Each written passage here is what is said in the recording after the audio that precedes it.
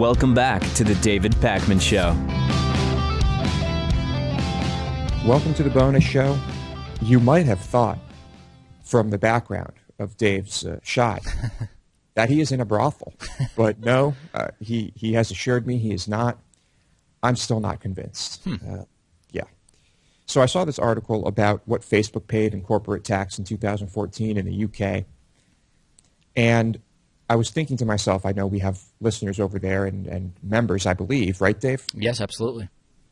What is up with the corporate taxes over there? Are companies getting away with murder just like they are over here?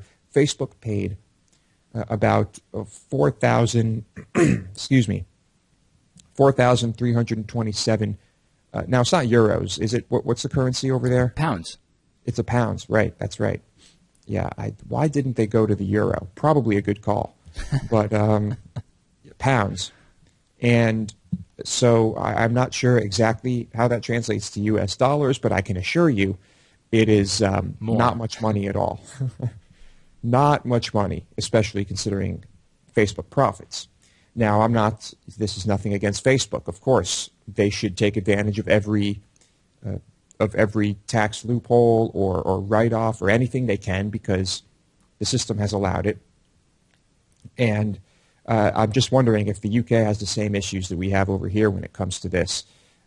But generally, people are taxed at a higher rate over there, are they not? Yes, generally speaking, that's true. So, what's up with corporations? This seems to be a problem everywhere. But, of course, this does not really translate to their profits, and it's just kind of a mess. And but TPP is going to make this worse, right? Because it is, if we're already dealing with this issue of a corporation being able to sort of exist in the gray area in terms of what country is this corporation based in as a way to circumvent taxes, TPP is going to make that even easier. It will. Yeah, indeed. And I guess there is an investigation now. There's a probe about what's going on with these companies and the taxes they're paying. Google, Amazon, a division of Fiat, Starbucks, they're all under investigation. The European Commission plans to widen its probe. I guess this investigation started after it was revealed that Starbucks paid about £8.6 million in corporate tax in 14 years, between 1998 and 2012, despite making more than £3 billion during that time period. It's a good setup if you can get it. Yeah. So it seems like there's some shady stuff happening there as well. It shouldn't be happening, but it makes me feel good that we're not the only ones. Yeah. Here is just kind of a funny story. This Egyptian news anchor, who I guess has been in hot water before, he's kind of a controversial guy, Ahmed Musa. Might not be his fault, but he certainly fell for it. He was playing footage of a video game and telling the audience that this was Russia, that this was like Russia attacking Syria. Footage from a helicopter or some type of aerial assault vehicle. And the footage is from, I think it's one of the Call of Duty games, Apache Air Assault. It was released in 2010, not even the most recent graphics. And the footage does look like it could be. It looks like some of those night vision cameras you see from helicopters and things like that. And that's, of course, the style they were going for. But it is completely ridiculous, and it's, I don't know. I don't know what happened here. If one of his producers or tech guys was just like trying to pull a fast one, or someone convinced them all that this was actual footage. Like you needed to even see it. I mean, we knew that Russia was, doing stuff in Syria, right? Right. I mean, yeah, absolutely. It's not like you necessarily. Well, there are people who probably would not believe it unless they see video, so that may be a factor. Well, I mean, I guess, but Russia has admitted to it. So I don't understand the confusion or why you need video game footage to show people that. I guess what you could do is say, look, here's footage of Russians attacking Syrian civilians. You could say that, but I don't think that's what the footage looks like or whatever. Well, the meme reactions have been hilarious. Someone tweeted, "Tonight, Ahmed Musa will air a report on Cairo traffic," and it's a screenshot from Mario Kart. Yeah. So this, of course, is a story that lends itself to great memes. Yeah. Donkey Kong also. Donkey Kong, yeah.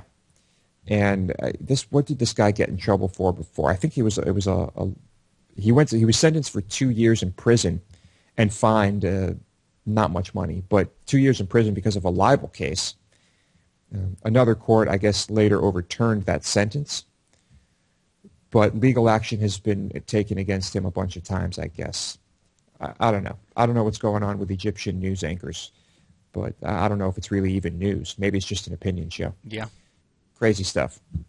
Another UK story. The title is really misleading here because the UK has banned hoverboards. Right. We're not at all talking about hoverboards because these boards don't hover. What we're talking about here are these self-balancing, two-wheeled kind of things you just stand on. It's like a Segway without the handle. I've seen them around, yeah.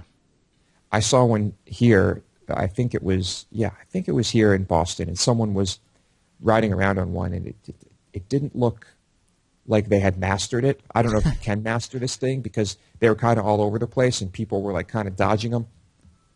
I guess that's part of the reason they've been banned, in the UK. And they call them another name. I guess they refer to these as is transporters, which is ultra vague. Hoverboard is super specific, and transporter is just super vague. But anyway, they seem like kind of a ridiculous invention, and I don't see them. It's just kind of a novelty item. I don't know if you've seen, there are some pictures have circulated of people pushing a cart in a grocery store while riding that. Yeah. Well, there's a good application. If it's really fatiguing to get around the grocery store, I guess. Right. Could be. I could also see some things going horribly wrong in that case, or you don't lean back and you keep going forward and you hit someone with your cart. And I certainly would not allow them in my supermarket if I owned one. But what I found interesting about this was how they referred to it as hoverboards. Now, presumably here you have politicians that have decided to call these things hoverboards. And I'm just wondering if politicians in the UK are as disconnected from reality as they are in the United States, right? When you have a guy like Lindsey Graham who serves on these like technology committees, has never sent an email in his life. Yeah. And we know that our politicians are disconnected. Mitt Romney calling something a touch-tone keypad and not being able to identify a chocolate donut. Here in the UK, you've got politicians calling things hoverboards that have wheels. Is this just the case all over the place? Yeah, and we see it with internet law, right, where the way laws are written has no connection at all to how the internet is used. And yes, I mean, Lindsey Graham never sent an email, and he was on a technology committee. Incredible. Dave, do you want to just touch on your experience so far over there? Yeah, there's not that much to tell so far. I mean, yesterday was the debate, and I got in just a few hours before it. And I think probably tomorrow I'll have some more stories, hopefully. Dave, that's it? You're in a brothel and you have nothing to tell us? It's shocking, isn't it? It is shocking. All right. Speaking of brothels, did you hear about Lamar Odom being found in a brothel in like Nevada, unresponsive, and he's like in critical condition? No. Former basketball player, right, or current? I don't know if he's still on the Lakers, but yeah, he played for the Lakers, and yeah, they just found him. I guess he was partying for like several days in this brothel, and he was found unconscious, and he may die. It's crazy. That is insane. No, I hadn't heard that. So don't party too hard in the brothel, Dave. Just avoid the drugs, I think, and you'll be okay. All right. Thank you.